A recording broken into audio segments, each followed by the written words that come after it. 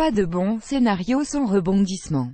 Dans la série la plus célèbre au monde, The Crown in the Real World, la couronne dans la vraie vie, titre Libé, il ne manque pas, mariage, naissance, divorce, décès prématuré, d'humains et de corgis, cœur brisé, réconciliation, remariage, scandale, rien n'a été oublié depuis le premier épisode, celui narrant l'accession au trône de la reine Elisabeth II, le 6 février 1952.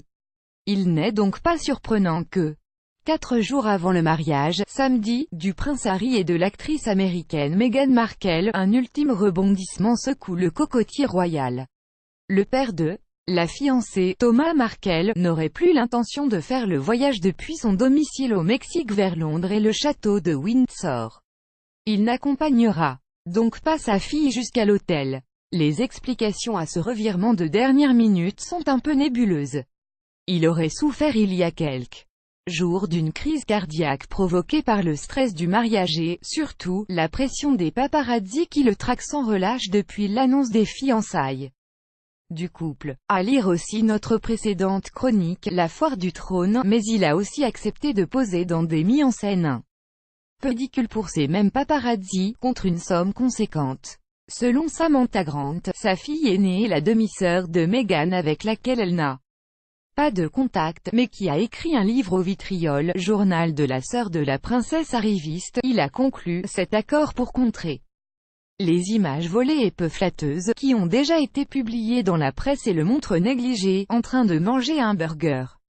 Machine de guerre pour épargner plus d'humiliation à sa fille qu'il adore, Thomas Markle, déprimé et sous Valium, aurait donc renoncé à assister au mariage.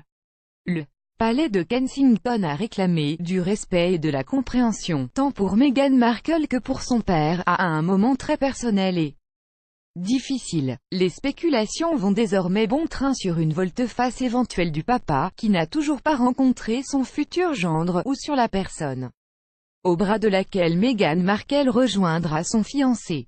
Les médias britanniques parient sur sa mère, Doria Ragland, alors que Londres se pare de drapeaux et flonflons en anticipation de la fête royale, la robe de la mariée, le carrosse, l'uniforme ou pas du marié, les invités et leur chapeau. Ce dernier incident ravive des souvenirs amers.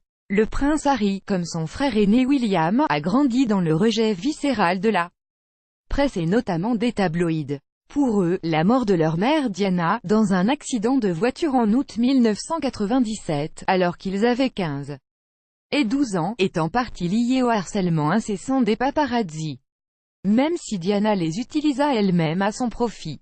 Depuis des mois, les tabloïds courtisent tous les membres de la famille, toute personne qui a connu, de près ou de loin, Meghan Markle, y compris ceux avec qui elle n'a plus aucun contact depuis des années. Certains n'ont pas résisté aux sommes offertes en échange de quelques anecdotes, réelles ou fabulées. Depuis la mort de Diana, la famille royale britannique avait pourtant mis en place une véritable machine de guerre à communiquer pour protéger les deux princes des excès du passé. Mais le mécanisme n'est pas infaillible et les couacs toujours possibles. Sonia de Le Salle-Stolpe, correspondante à Londres.